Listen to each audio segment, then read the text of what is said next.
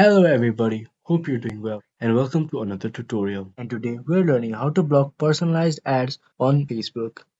First of all, open up your Facebook app, go to the three lines and go to the settings.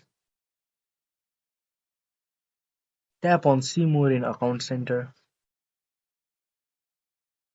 Scroll down and tap on ad preferences.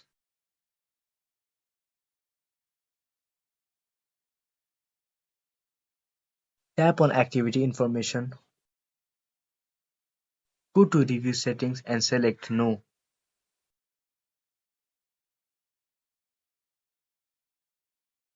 Then go to ads shown outside of Meta and click on not allowed.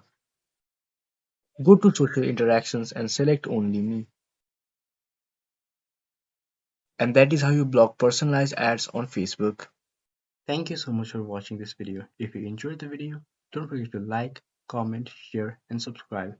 And we will see you in the next tutorial.